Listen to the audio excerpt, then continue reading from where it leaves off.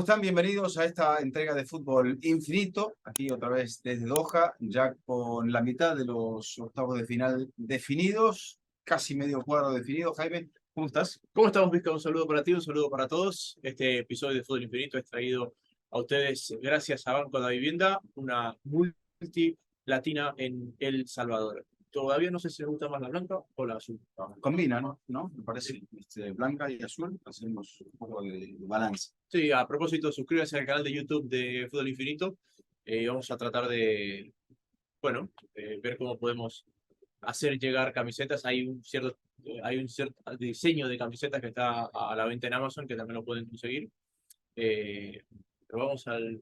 Vamos a hablar de fútbol. Sí, vamos al grano. Es lo que la gente quiere escuchar. Unos octavos de final, Vizca, sin sorpresa, o es que nada nos sorprende ya. No, creo que entramos en una zona de meseta donde creo que las cosas ya parece como que se van equilibrando y las diferencias se marcan. De repente queda la ilusión de aquellos que vienen como empujando, el caso de Senegal, que bueno, se plantó aquí con más bajas todavía de las que ya tenían de por sí en el torneo. Y en el caso, bueno, de Polonia, habíamos visto bastante poco de Polonia. Creo que bastante bien lo hizo Polonia a la hora de tener oportunidades en el primer tiempo como para poder abrir el marcador y llevar un poco el partido hasta esa situación donde al final del primer tiempo Francia se pone en ventaja y a partir de ahí lo controla y luego, bueno, aparece un gran Kylian Mbappé que me parece que, por como pintan las cosas, va para goleador del Mundial. De los goleadores activos, el máximo goleador es Müller, que hace 7 que no marca, y me sorprendería que Müller tenga un mundial más. Y ya Messi con 9 con el gol que hizo ayer. Sí. Y Mbappé con 9 con 24 años, 23 años. Cristiano tiene 8. Cristiano tiene 8. Cristiano tiene 8. Cristiano tiene la desventaja de que todavía no ha jugado su octavo, cosa que Messi y Mbappé sí lo han hecho.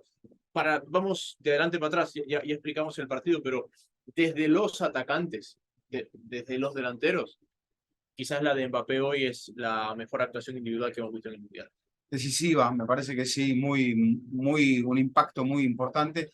Yo creo que estamos viendo a una Francia que ahora, más que nunca, pasa rápidamente por la zona de medios y te conecta con sus delanteros. Es capaz de hacerte daño porque Giroud también está encontrando el arco. A propósito de esto, nos quedamos con Mbappé, pero ya Giroud es el máximo anotador de la historia de la selección francesa, superando a Thierry Henry, que me parece que muy pronto también Mbappé lo va a superar a Henry, a Giroud y a todo lo que se ponga por delante, porque Mbappé va por ahora con un tren sin frenos, pero y puede llegar a su segundo mundial, ¿no? Emulando a un tal Pelé en muchas circunstancias, ¿no? Y bueno, esto, según se comenta lamentablemente, en momentos en los cuales la salud de Pelé está muy delicada, puede llegar a ser el mejor homenaje a Pelé. Sí, y estamos a la espera de que Brasil también juegue. Hablaba ayer, antes de ayer, con Diego Torres Román. Sí. Y bueno, yo escuchaba, él hablaba con Barraza y con otra gente, pero una de las cosas que decía Diego, y no podía él estar más de acuerdo, decía, la principal virtud de Champs es hacerse el tonto, para que nadie se dé cuenta de lo inteligente que es. Y la gestión del partido hoy es extraordinaria, porque Francia pone en cancha su mejor 11, es decir, 10 cambios del equipo que había perdido con Túnez, solo Varane repetía, e intenta hacer lo que siempre hace Francia, cargarte el partido por fuera, con los dos puñales, con Dembélé y con Mbappé. Y lo referencia muy bien la selección polaca, porque le hace un doble lateral y casi que los anula, y cuando les da libertad lo hacen por fuera. Nadie ha marcado a Mbappé como lo ha marcado Cash, por ejemplo, en esta Copa del Mundo. ¿Y qué es lo que hubiera hecho otro entrenador? Buscar la forma de liberar a sus extremos, que son sus armas principales. Y De Champs hace lo contrario, dice, los deja ahí, los deja encerrados por Polonia. Primero le suelta a Griezmann como acompañante de Giroud, ya en un 4-4-2, y después le suelta a Rabiot. Entonces, claro, estos tres tenían callejones entre la última línea abiertos para romper, y Tchouaméni manejaba desde atrás. Hay un momento donde esa búsqueda lo deja a Tchouaméni muy libre, y es cuando crece Polonia, que aparece la tajada de Giroud, de Lloris y una salvada bajo el arco, pero enseguida lo acomoda porque Koundé deja de ser un lateral por banda y se convierte en un lateral hacia el centro como el respaldo y guardaespaldas de Tchouaméni. Y ahí llega el gol, porque cuando ustedes ven la jugada del gol, es un golazo, pero el que habilita es Mbappé, poquito metido atrás, y tomando a los otros centrales, estaban Griezmann y Rabiot. Por eso es que puede hacer esa diagonal Giroud tan libre y después definir. Creo que también las circunstancias de esta Francia, ahora que mencionabas, este es el equipo titular y ya sobreviven 4 jugadores, 5.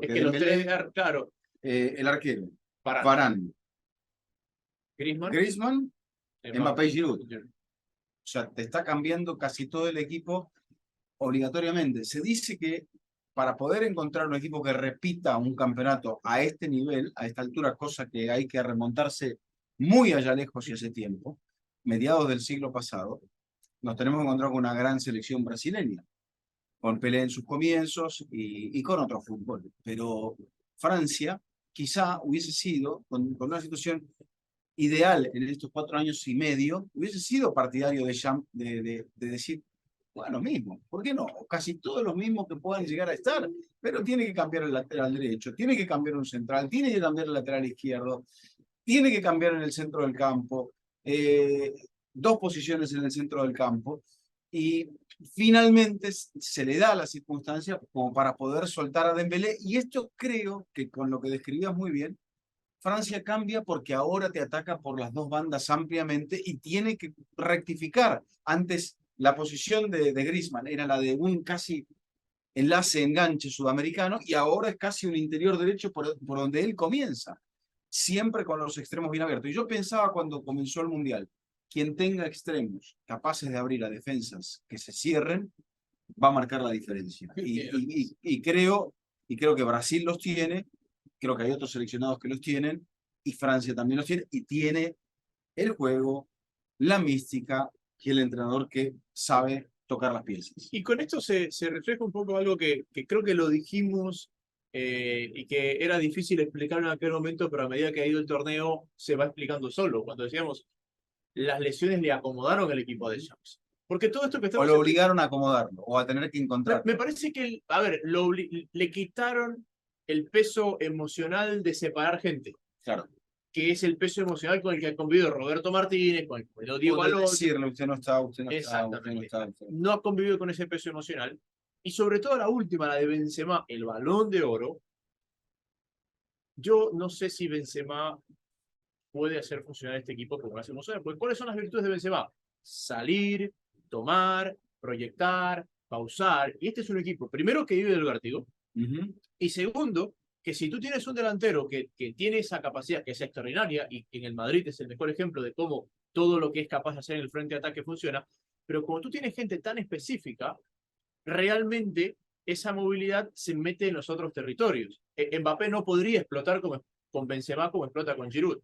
Griezmann no podría comandar como comanda con Benzema, porque Benzema estaría ocupando esos lugares de ellos en el campo. Sí, es probable, pero yo creo que el equipo estaba diseñado para este tipo de 9. Y de repente Giroud también te da la doble presencia. Y hay un tema ahí creo que Giroud está muy bien. Y esa es lo bueno para... ¿Tuviste la celebración de Mbappé con Giroud? Sí. O sea, si eso no es...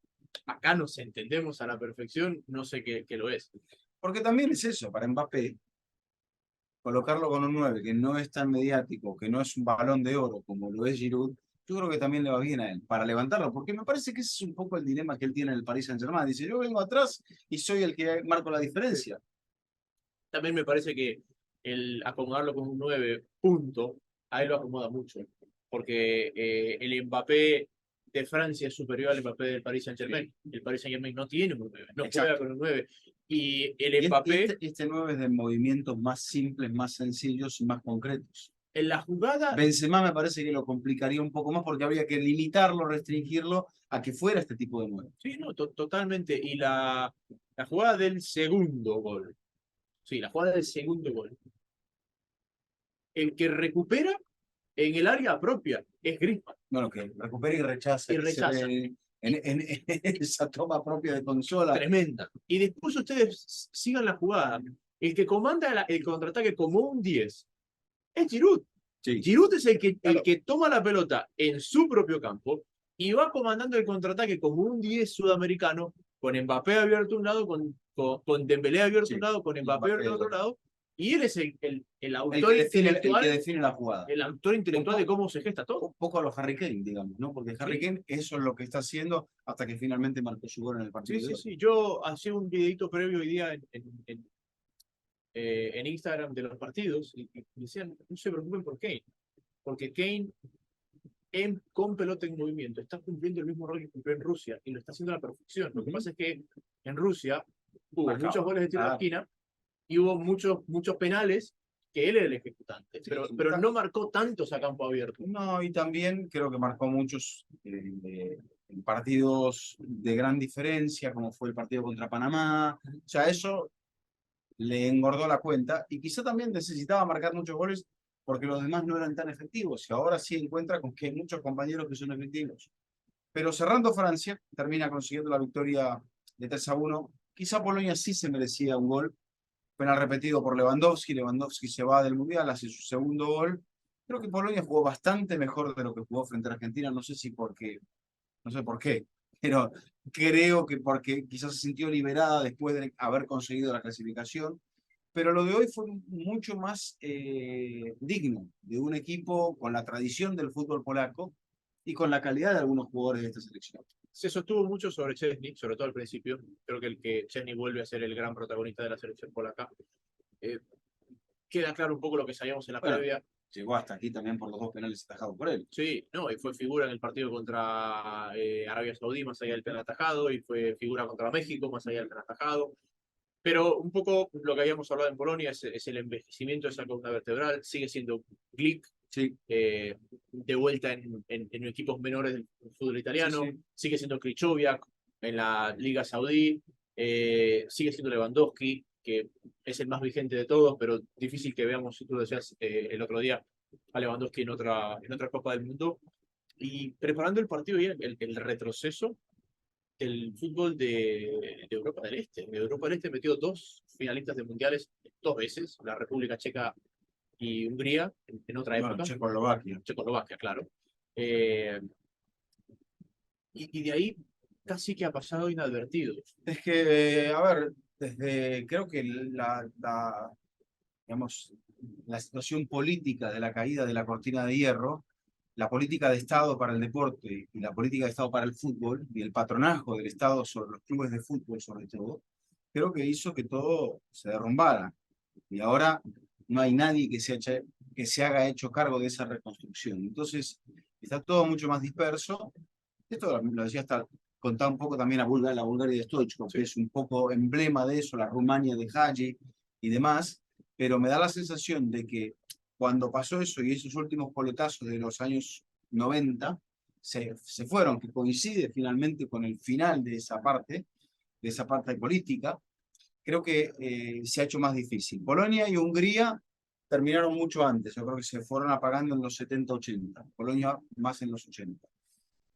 Lo que pasa es que Polonia finalmente, de todos estos, es el que finalmente ha podido volver a los mundiales, porque estuvo en 2002, 2006, Sí, pero por ejemplo, Hungría del 86 no volvió, Rumania después de Hagi no volvió, sí. Bulgaria después de Stoichkov no volvió tampoco. Pero creo que eran selecciones, yendo un poco más atrás en el tiempo, que tienen un gran peso como selección, pero nunca a través, por ejemplo, en Polonia. ¿Qué club recordamos que haya competido a nivel grande, como Estrella Roja, por ejemplo? En O... los 70 metió una semifinal de Champions en Legia Varsovia, eh, que era la base de aquella selección polaca, perdón, son los 80, los 70. 70. 70, metidos en final de Champions. Pero claro, veía yo acá de los equipos europeos, los dos peores rankeados, sus ligas peor rankeadas a nivel del ranking UEFA, Gales, que es una liga casi amateur porque está dentro del sistema inglés, y después Polonia, la liga 30 para el ranking de la UEFA. Dentro de esto, obviamente, entendiendo por qué estas selecciones han descendido tanto, bueno, creo que esos clubes muy potenciados por el Estado, una vez que desapareció esa ayuda, fueron cayendo lentamente. Steaua Bucarest, por ejemplo, también. Y a partir de ahí, los clubes rusos, digamos, son los que más han intentado competir, ya convertidos en empresas privadas, pero no ha sido lo mismo. Senegal no tiene esta situación, Senegal tiene un fútbol diferente, un fútbol exportador por naturaleza, un fútbol de gran talento, que también, al igual que Polonia, estaba compitiendo hasta que llegó un momento que apareció el primer gol y a partir de ahí todo se derrumbó.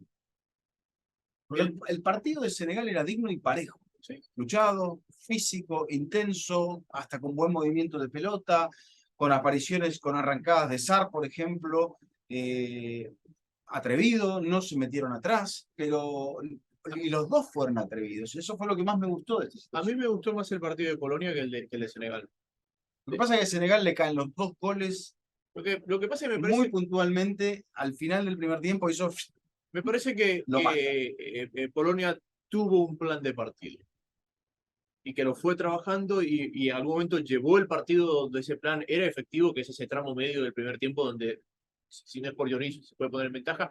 Y me parece que Senegal como que salió desbocado. Entonces nos quedamos un poco con la atajada de Pickford, que es Sí. extraordinaria, las dos atajadas de Pickford, esa jugada que pasa muy cerca, pero es como que no había mucho fondo a ese plan de partido. Era demasiado vértigo como Sí, para que sea sostenible. era muy lírico. Era muy lírico. Y con o sin Idrissa Gana Gueye por suspensión, era el mejor jugador de Senegal en este mundial. Sí, el jugador de mayor equilibrio, el jugador que le daba un poco de sentido, de cohesión al trabajo de los medios, al trabajo del cuidado de la pelota, al trabajo de la presión. Creo que sí, fueron como.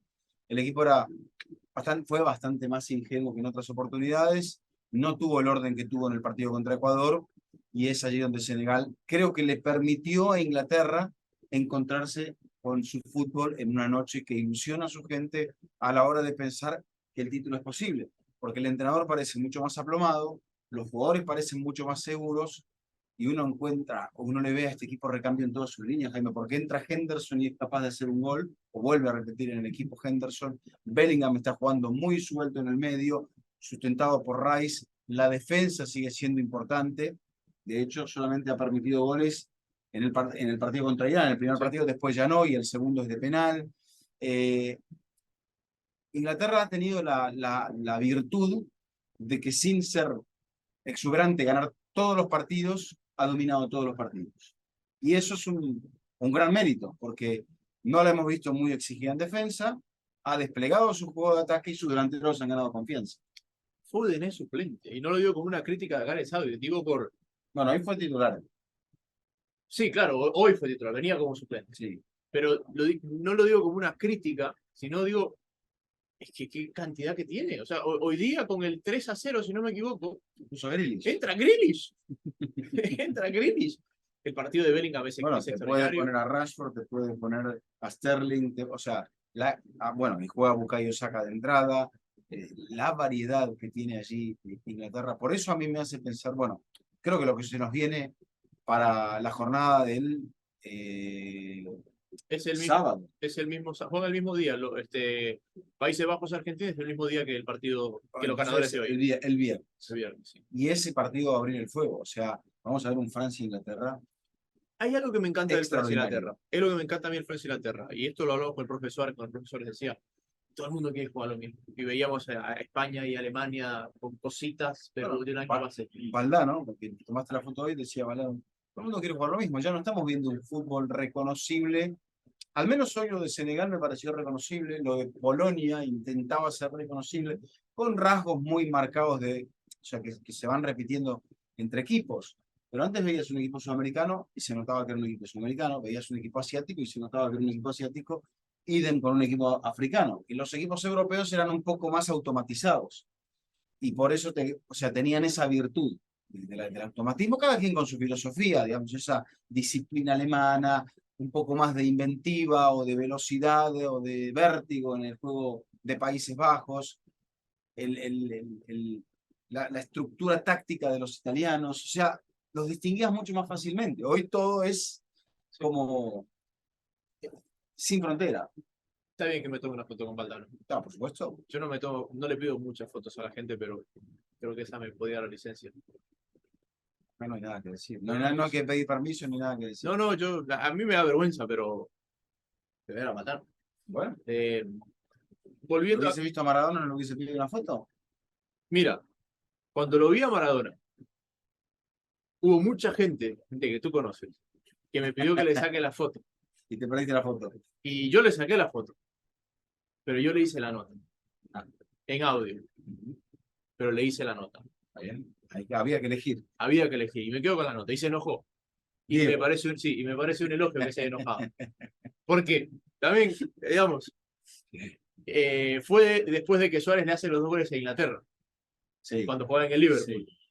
Entonces yo le pregunto si él pensaba que Suárez podía tener alguna crítica en su vuelta a Inglaterra. Esto fue antes de la mordida, nadie sabía que iba al Barcelona, Claro. todo el mundo pensaba que iba a Inglaterra. Alguna crítica como le pasó a él cuando le marcó Italia. Y me dijo, no compares pelotudes. Bueno, Pero la tengo guardada. está bien, está bien. Sí. Perfecto, perfecto. Está muy bien. A ver, ¿cómo llegamos a Valdano? Hablando de un poco Hablando de, bueno, eso, de esa universalidad de los estilos. y eso es lo que a mí me gusta mucho de el Francia-Inglaterra, porque creo que de las grandes potencias europeas, las que tienen un estilo propio son esas dos. Creo que vamos a ver un choque de estilos. Porque yo creo que Inglaterra no se parece a lo que hace Países Bajos. No, pero España, antes Inglaterra, lo que pasa es que nos quedamos con ese estigma, no hay que ser tan antiguo. Es decir, Inglaterra te jugaba pegando patadas y metiendo centros. Y rechazando arriba, de punta para arriba los pero era centrales. lindo eso. Está bien, campos de barro, fuerte, la más baja a la altura de la rodilla, pero esa época ya pasó. El fútbol también me parece que hay muchas cosas que han llegado para bien, que es el arbitraje, la fiscalización a través de los organismos o elementos como el VAR, eh, la estandarización de los campos de juego, estos estadios tan bonitos donde la temperatura más allá de la humedad está controlada, cosa que no va a suceder en ningún otro mundial que venga hacia adelante, porque creo que en Estados Unidos no vamos a jugar con los estadios con el... Dice, a ver, el rumor, todo el rumor, es que la final va a ser en el estadio de los Dallas Cowboys, el AT&T. Cerrado. Ese estadio en el verano No se estadounidense puede lo van a jugar. cerrar. Bueno, vamos a ver dónde es la final y demás. Aparte, no le haga publicidad a gente que no nos hace publicidad a nosotros. Bien. Ese partido va a ser el viernes, entonces. Sí, señor. Me gusta eso, el choque estilo pizca. Quiero volver a una cosa que hablamos antes, porque hablabas de lo perfilada que podía estar Francia y de los pocos nombres que quedaban del equipo campeón. Y voy a abusar de tu memoria. A ver. Si bien nadie lo logró desde Brasil en el 62 ante la guerra de Italia, hubo gente que estuvo muy cerca. Es decir, la Brasil de las 3 finales seguidas, que gana 2 y pierde la del medio, por eso no gana consecutivos los títulos. Sí. La Argentina de Bilardo y la Alemania de Beckenbauer. La Alemania del 86-90. Del 82, 86, 90, porque Alemania pierde la final 3 finales. Bueno, pero no era de Beckenbauer en el 82. Ok. Esos equipos que rozaron la hazaña, ¿cuánto en común tenían de sus antecesores? A ver, yo creo que la de Beckenbauer del 86 era bastante parecida a la del 90. Produjo renovaciones importantes, porque ese equipo también arrastraba a algunos de los jugadores del 82, caso de Rummenigge, por ejemplo, pero estaba Rudi Völler que da el salto del 86 al 90, Littbarski había jugado el 82, no jugó el 86 y juega el 90, aparece luego Bodo Illner en sustitución de Schumacher. Schumacher pierde las dos. Schumacher pierde las dos, sí. También encontramos, por ejemplo, Países Bajos 74 y 78, con las 2 finales perdidas de forma consecutiva. Hay varios equipos y yo creo que lo que tenían era que conservaban más o menos esa base. Y con retoques mejoraban. Argentina trató de conservar la base del 86 para el 90. Creo que tenía jugadores que estaban en sus años 20 maduros y después ya costó que estuvieran también en ese momento. Pero lo difícil es eso, que te aparezcan futbolistas que te refresquen a los que ya fueron campeones. Más allá de que el entrenador sea el mismo o no. Y a Francia le están apareciendo. jugadores de mucha categoría, de mucha calidad y sobre todo del aplomo necesario que al cabo de tu cuarto partido, ya ese tema de lo que decía justamente Valdano, del miedo escénico, ¿ha desaparecido o no les va a afectar tanto o les va a afectar en la misma medida que le puede afectar a un veterano? Pues ya está jugando un cuarto de final de mundial y ya estás sabiendo de que después de ese quinto partido ya estás entre los 4 mejores del mundo. El Brasil de las 3 finales seguidas, sí, tú tienes mejor memoria que yo en esa época, en general, pero en esa época más, creo que se parecía mucho más el del 98 al del 94 El del 98 al 2002. que el Que el 98 al fracaso 2002. hace que tengas que cambiar cosas. Yo creo que Brasil entendió que fracasó en el 98 y que había gente que había mantenido el 94 que ya no volvería y sí se mantuvieron piezas importantes, porque Roberto Carlos no estaba en el 94, Cafú sí estaba, pero era muy joven, Raí había sido campeón en el 94, ya no estaba en el 98, que eran de los jugadores importantes. Bueno, ni hablar de Dunga, de Romario, de Beto, Tafarel seguía, Tafarel pero seguía, ya no va al 2002. ya no va al 2002, y le aparecen buenos arqueros a Brasil, que esa es un poco la rareza, ¿no? Que ahí en ese mundial tenía 3 grandes arqueros, Bueno, pero Dida, Marcos y Rogerio Ceni. sí, lo que pasa es que es un poco el efecto dominó, es decir, España vivió una época brillante a partir de sus mediocampistas y todos los chicos que surgen ahora todos quisieron ser mediocampistas. Sí. Brasil se encuentra con este héroe de los penales, en Tafarel, y todos los chicos que vinieron después quisieron ser arqueros. Sí. Y yo imagino que alguna relación de eso tiene que existir en todos los que quisieron ser 10 después de Maradona. Bueno, lo que pasa es que en concreto estamos hablando de esto porque pensás que Francia puede... Sí, yo creo que tiene muchas cartas. Creo que el lado del dibujo también, por donde vienen estos dos, y ahí está la importancia de este choque, es el lado más fuerte por debajo de ellos, o en la otra llave que todavía no está definida, para una hipotética semifinal, contamos a una España como candidata entre comillas, ante Marruecos, y a una Portugal candidata, entre comillas, también, pero no sabemos exactamente cómo va a poder competir. A mí Portugal me ha superado mis expectativas. O sea, Portugal es más de lo que yo pensé que podía ser, pero al mismo tiempo creo que estos dos que van a jugar entre ellos son mejores que los que vienen por abajo. Yo creo que los dos mejores equipos de este lado del cuadro son estos dos. Por ahí España nos sorprende, nos impresiona. Bueno, pero a mí me gustará, me parece que Portugal-Suiza puede llegar a ser un choque, no te digo con sorpresa, pero me parece que Suiza va a exigir bastante de Portugal, porque creo que con un plan de partido no muy forzado, le generó mucho trabajo a Brasil. Sí, y es el tipo de equipo que se le complica a Portugal.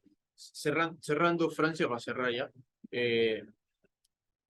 la mano del amigo de Chambers. Es decir, Varane en una temporada complicadísima como el United, líder de la saga. Theo, cuestionando su madurez y su regularidad, extraordinario. Mejor de lo que podía haber mostrado hermano. Probablemente el mejor lateral del mundial hasta aquí. Koundé, que ha venido trompudo porque lo ponen de lateral en el Sevilla y en el Barcelona. Bueno, una especie de Sergio Ramos. Y Sergio está Ramos jugando de lateral y está jugando espectacular. Tchouaméni, como si tuviera 40 años. Rabiot, que ni se acuerda que lo cortaron del Mundial pasado. Dembélé, que venía un poco en el PSG con esa exigencia de jugar de punta, de jugar más al centro. Mbappé. Una exigencia de jugar de punta, de jugar más en el centro del área, jugar de 9.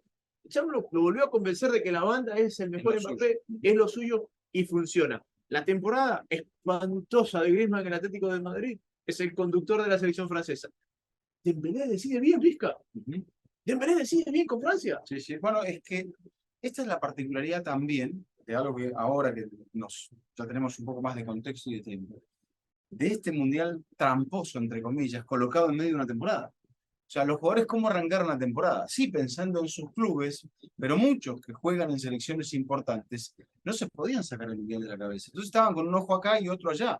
Y eso es muy difícil de poder poner atención a las dos cosas y ser efectivo en las dos cosas. Hay muy pocos, y fíjate esto, de las piezas más importantes del Manchester City, pongámosle Gundogan, De Bruyne, ya no están. Se fueron a la Ya casa. se fueron, ya los tiene Pep tranquilos para empezar el trabajo de pretemporada. Sí le faltan los españoles, sí le faltan los ingleses, pero ya tiene a Haaland, o sea, ya tiene mucha gente. Y le faltan los portugueses también, pero aquellos que están un poco sabiendo que tenían grandes posibilidades de ser campeones del mundo, yo creo que jugaron un poco a una doble carta. Y ahora vamos a ver, o en el final de la temporada vamos a ver cuál es la realidad de estos futbolistas. Sí. Y el fútbol en este mundial está yendo de menos a más. Y eso es lo que nos dijo el profe Suárez. Dijo, por ahí vamos a ver desde el juego uno de los mejores mundiales a partir de octavos. Porque la poca preparación previa va a hacer que la gente saque los resultados, pero que no luzca. Pero una vez que empecemos con los tiempos de trabajo más prolongados, ahí vamos a ver los equipos. Sí, sí. Y fíjate que inclusive los eliminados, salvo Estados Unidos, pero los eliminados, en este partido de octavos hemos visto quizás su mejor versión, salvo Sí, Estados Unidos. sí. Pero es el mejor partido de Australia, es el mejor partido de Polonia. Senegal, no creo, pero regular, está condicionado. Lo hizo contra Ecuador. Le sacaste el mejor jugador. O sea, hay una explicación. Y es el mejor partido de Francia, es el mejor partido de Argentina, es el mejor partido de Países Bajos. Los grandes, entre comillas, que arrancaron bien, metieron el comodín en el tercer partido, acomodan. Se dice que puede volver Neymar para Brasil. O sea, ya después, cuando comiencen, entrando a los últimos 8 o 9 días de Mundial, esa parte de los cuartos de final, ya todos los equipos van a tener 3 semanas trabajando juntos, o sea, aclimatados a esta temperatura, a esta humedad, y con esa dinámica y con esa química de equipo que ya se empieza a palpitar que hay algunos que tienen de cara a la última semana. También podemos llegar a ver esto, podemos llegar a ver un cuadro absolutamente ideal con 8 candidatos en el papel llegando a los cuartos de final, y ahí sí veremos quién es el que realmente tiene más. A ver, tenemos a los 4 ganadores de grupo ganando. O sea, la lógica hasta ahora se está dando. Los 4 clasificados a cuartos fueron los 4 ganadores de grupo, ¿verdad? Sí. En el único que yo podría esperar una sorpresa, Japón-Croacia, que es el partido que nos toca mañana. Es el único que yo digo, y por ahí Croacia es un poco más fuerte. Pero Brasil es fuerte. Brasil es fuerte. Portugal es fuerte. Creemos que España es fuerte. Creemos que España.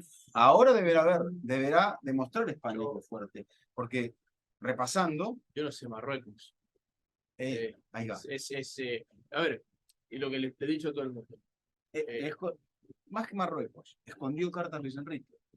Es que yo creí que escondió cartas hasta que perdió con Japón. Yo no sé si escondió cartas en 2 partidos seguidos. Sabedor que tenía 7 de ventaja, por ahí escondió cartas y no le importaba ir por el otro lado.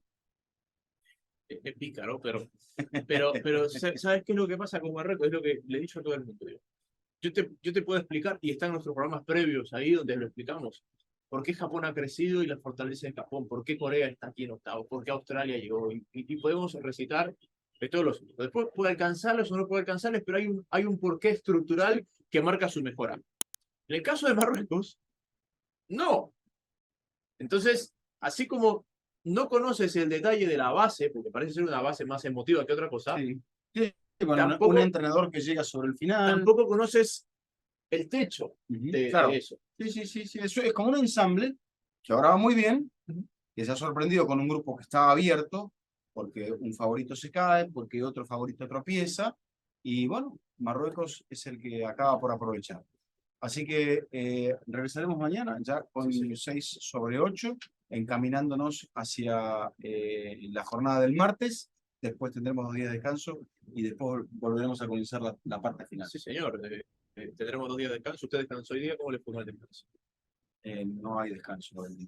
Hay que preparar partidos. Siempre hay que preparar partidos. Sí, hay que ver partidos. Sí, exacto. ¿Me decías cuántas selecciones preparaste? De las 32. Me tocará transmitir 23 de las 32. 23 de las 32. Y no son creo que van a ser en 15 partidos. Yo tengo 17. Cuando haga el Brasil, el Portugal-Suiza, tendré 18. partidos, No, 18 selecciones. selecciones. Ujú. Y 18 partidos también, sí, claro. Sí, vale. De las que están, o las que podría ser, no he hecho Brasil, no he hecho Inglaterra y no he hecho Marruecos. O sea, es decir, podría llegar máximo a 21. Más bien. Lo dejamos ahí. Agradecemos a la gente del Banco de Vivienda, una multilatina en El Salvador, y regresamos mañana con el análisis de la tercera jornada de los cuartos de final. Gracias, Víctor. Gracias. Este ha sido un nuevo episodio de Fútbol Infinito y será hasta la próxima.